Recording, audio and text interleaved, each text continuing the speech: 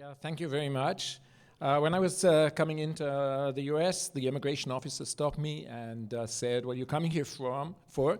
And I said, "For a math and magic conference." And he said, "Do me a magic trick." And I said, "I'm from the math."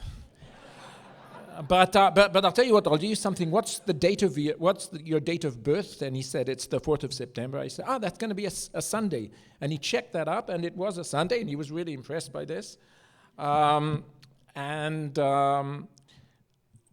This talk is going to be a tribute to John Conway. I had the privilege, the last time I met John at Move's conference in 2019, I think it was. He sat down with me for 2 hours.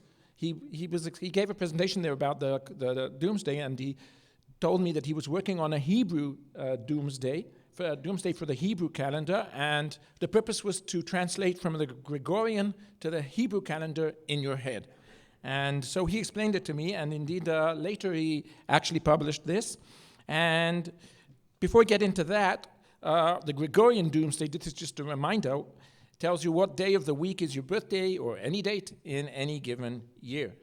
And this is how it works. It's based on the fact that February 28th he calls the Doomsday.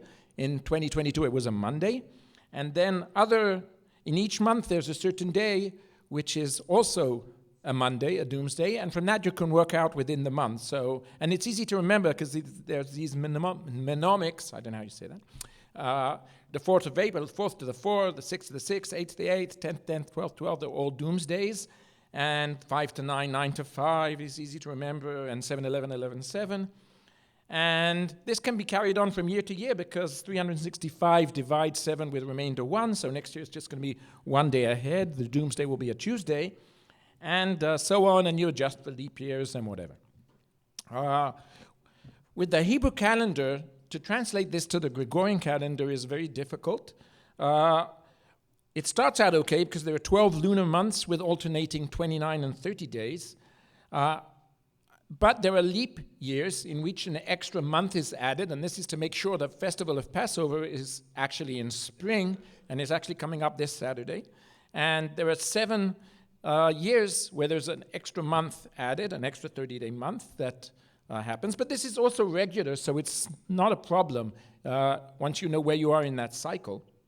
But the biggest problem is that there are 2 months whose days are adjusted according to the time of the Lunar New Year and other certain parameters, certain rules that this festival won't fall on this day and whatever. So they sometimes have 29 and sometimes have 30, and the actual cycle where a year, where the years coincide is 689,472 years, which is a bit difficult to calculate.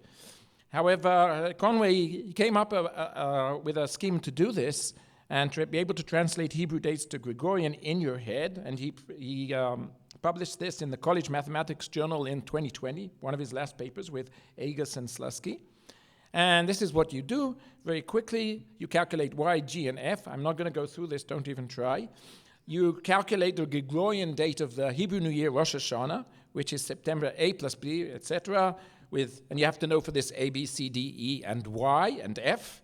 Use this to calculate an it constant. Use X to get she, L to get he. Plug this all in. Remember this table by head, and that's it. So to do this in your head, you need to be John Conway. Or there are 2 things you need to do. You have to be good at math, and you need to have a very good memory. So I'm pretty good at math. What was the second point? So what can we do if we want to know the day of the week of the Hebrew day? Because Conway translated between calendars, but that's not what the Doomsday does. The Doomsday just talks about the day of the week. And I'm actually managed to find out that it's not as difficult as it seems to calculate the day of any date in the Hebrew calendar if you know a Doomsday, which is going to be Passover this Saturday, the 15th of the month of Nisan.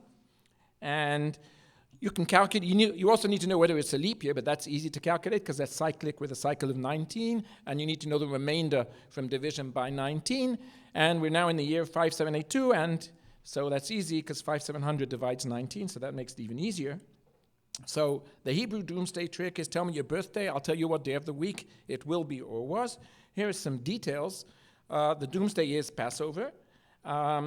There are traditional mnemonics, but none based on a single doomsday like this.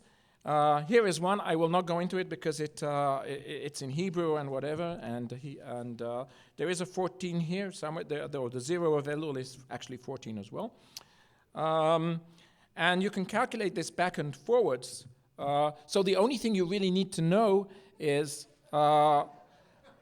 the day of Passover, which is very large, so you need a mnemonic for this, or you can use a visual aid where it can only fall on 4 days, and if you have this and plug this as the background of your presentation, you can actually sort of figure it out. There'll be details about this in my upcoming book, which is going to be called Archimedes' Stomach and Other Puzzles That You Might Like to Digest. And I've had 2 other books. They asked me to tell you that it's from World Scientific Press, and you can get them outside.